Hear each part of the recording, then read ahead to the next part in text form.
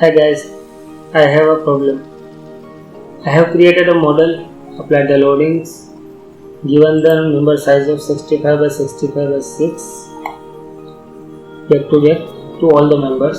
This is a 40 meter span truss and I don't know how to resize it such that it gets passed. I have done everything and I have to give it to the draftsman by today itself for the drafting, and I have to optimize it such that the weight of the truss is minimal. So what can be done? Let us see first, analyze the structure and see what the members shows as utility ratio.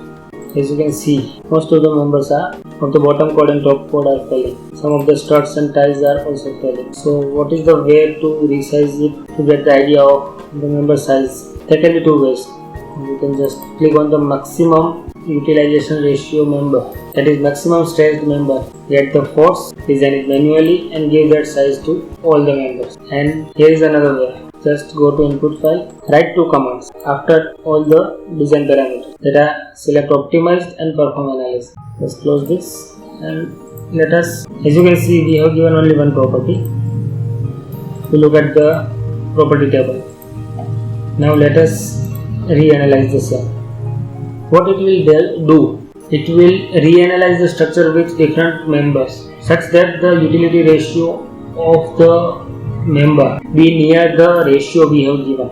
Let us see the parameter again. As you can see, the model has been passed with the best utility ratios possible. All the members are at the range 2.7 to 0.9. So this is one of the way you can just do the reanalysis and get the member sizes tentative, so that you can design your truss easily and give it for the drafting fastly. As you can see, the analysis property we have given is 65/6, but the design property is 200 by 150 by 12. This angle will be used for design. Or there is one more trick. If you want to give same property to all the top chord and bottom chord members, as you can see now, let me show you what's happening. This member is 150, 150, 10.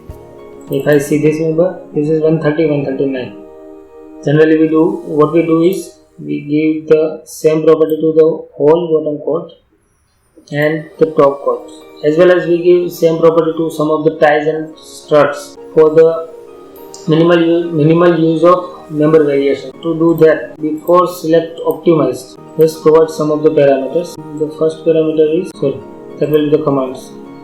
First command will be fixed group. Then the group command will be group with SZ. What is SZ? That is your section modulus.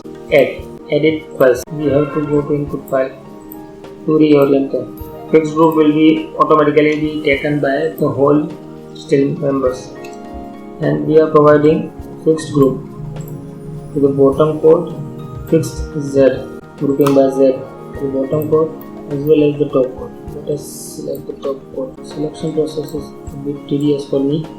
I don't know the shortcut to select them easily.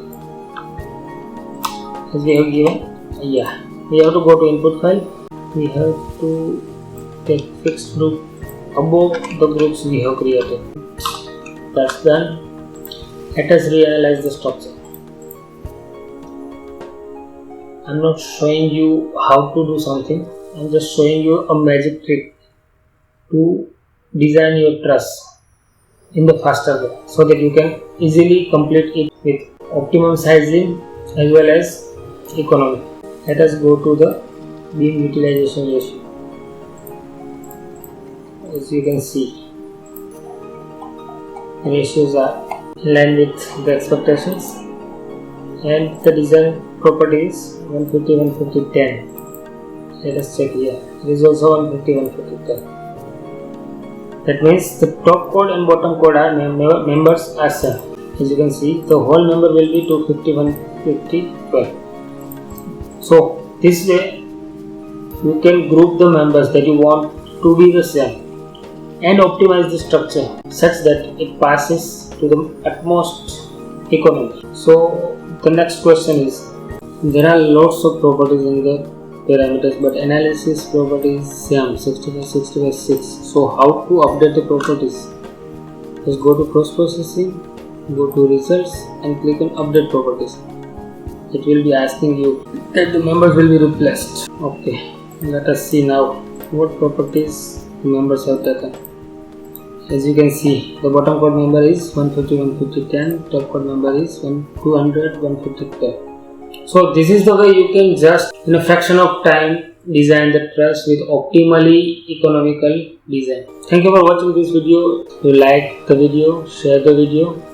If you have any doubt in the video, just put your questions in the comments so that we can solve this.